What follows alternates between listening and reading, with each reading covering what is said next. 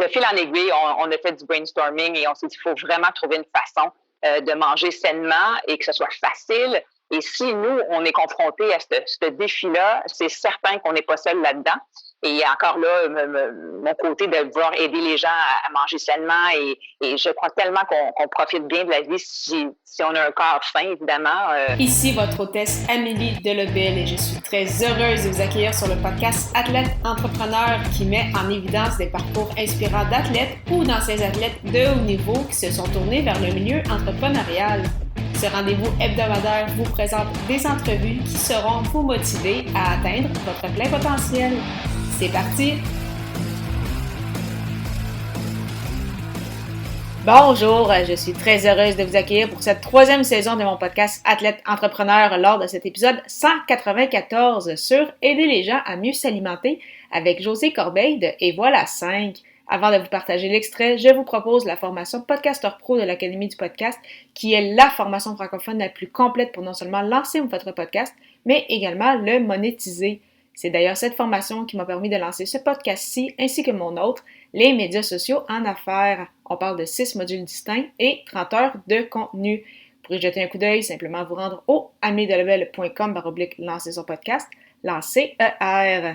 Je suis encore une fois heureuse de vous partager aujourd'hui l'une de mes entrevues marquantes, cette fois avec l'Olympienne en volleyball Josée Corbeil. Elle a pris sa retraite sportive en 1998. Depuis ce temps, elle a été analyste et commentatrice de volleyball pour différentes chaînes sportives. Puis, à la fin de l'année 2013, elle s'est lancée en entrepreneuriat avec son conjoint pour fonder Et voilà 5. Sans plus attendre, je vous laisse à cet extrait d'entrevue. Bonne écoute! Alors, je suis actuellement avec mon invité du jour, Josée Corbeil. Salut Josée, comment ça va? Ça va très bien, Amélie. Bonjour à toi. Merci. Première question, est-ce que tu pourrais nous expliquer ton parcours dans le monde du volleyball et pourquoi en fait tu as commencé à pratiquer cette discipline? Ah, le volleyball. En fait, moi, j'étais très athlétique. J'étais impliquée dans différents sports très, très, très, très jeune. J'ai pratiqué pratiquement tous les sports, mais j'avais 2 grands frères. Donc, l'été, j'étais à la patinoire, à la piscine toute la journée, une piscine publique qui est à côté de chez moi. Et l'hiver, sur la patinoire, pratiquement tous les jours. Donc, très, très sportive, multisport et tout. Et j'ai toujours rêvé de participer aux Jeux olympiques. Bon, j'avais un talent naturel et puis, c'était un de mes rêves. Et éventuellement, vers 12-13 ans, là, j'étais vraiment très sérieuse à la ringuette. Je jouais beaucoup, beaucoup à la ringuette, mais malheureusement, la ringuette, c'était pas un sport olympique. Je jouais aussi au hockey dans une équipe masculine, surtout une ligue, entre autres. Et puis, le hockey féminin n'était pas très populaire non plus à cette époque-là. Et en secondaire 1, ma copine Nathalie Collin, dont je salue d'ailleurs, merci encore Nathalie de m'avoir initiée au volleyball, elle m'a dit, viens faire une pratique de volleyball, ça pourrait être super le fun et tout, t'es grande. Bon, mais au début, j'étais pas trop intéressée. Finalement, je suis allée. Et ça n'a pas été long que je suis tombée en amour avec le sport. Et un jour, il fallait que je lâche soit la ringuette ou le volleyball. Et ma mère m'a dit, Josée, est-ce que tu rêves toujours d'aller aux Jeux olympiques? Et bien sûr, maman, je rêve toujours d'aller aux Jeux olympiques. Et bien là, je pense que la décision, c'était assez évident. Là, c'était d'y aller en volleyball. Quoique, c'était un beau défi parce que c'est pas tous les jours ou toutes les années que le Canada se qualifiait pour les Jeux olympiques. Mais pourtant, moi, j'avais un rêve. Je me suis dit, bon, ben, je me lance. Puis voilà, là, je rêve de faire les Jeux olympiques et je me concentre sur le volleyball. Puis, au fil de ton parcours, tu as représenté le Canada à plusieurs reprises. Est-ce qu'il y a un moment ou un défi en particulier dont tu te souviens? Puis, qu'en as-tu en fait retiré de cette expérience-là? Ben pour moi, une chose qui a été difficile au début, c'est que moi, j'ai joué avec le Celtic de Montréal, un club qui était très fort. J'ai également joué au Cégep Bois de Boulogne. Donc, on était habitué de gagner. Hein. Ça faisait partie de notre culture. On gagnait pratiquement tout le temps. Les championnats canadiens. C'était assez facile. On avait une super belle équipe. On était bien encadrés, des bons entraîneurs. Donc, arriver avec l'équipe nationale, ça, j'avoue que c'était un beau défi parce que, bon, le Canada, c'est un autre niveau, le niveau international. Le Canada, c'est pas un pays qui est particulièrement fort en volleyball. On commence à l'être surtout au niveau masculin, mais au niveau féminin à cette époque-là, c'était pas très fort. Donc, on perdait souvent.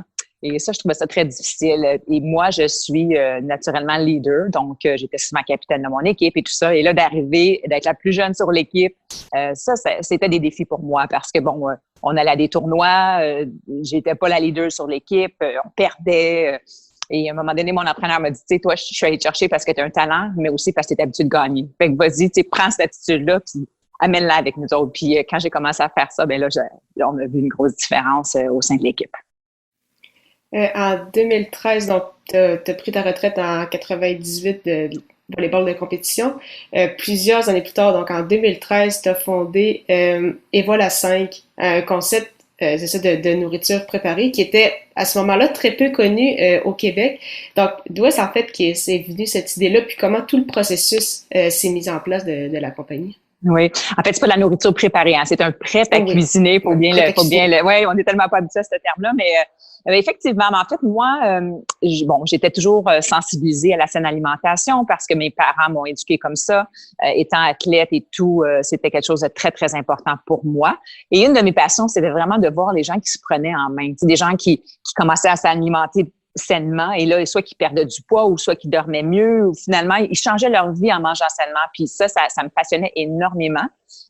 Mon mari a toujours voulu avoir une entreprise aussi, et lui, c'est un fin cuisinier. Il est très, très, très doué en cuisine. Les gens lui disaient d'ouvrir un restaurant, mais c'est pas un domaine qui nous intéressait particulièrement à cette époque-là.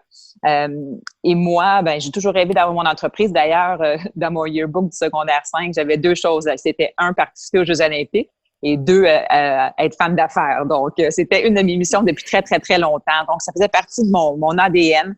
Et puis, quand là, on s'est dit, bon, faut vraiment trouver quelque chose.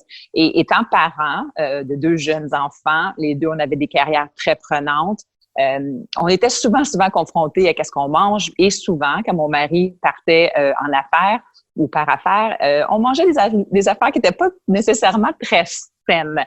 Donc, de fil en aiguille, on a fait du brainstorming et on s'est dit, il faut vraiment trouver une façon de manger sainement et que ce soit facile. Et si nous, on est confrontés à ce défi-là, c'est certain qu'on n'est pas seul là-dedans.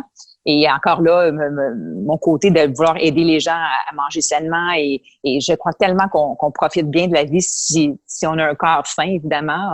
On alimente avec des aliments.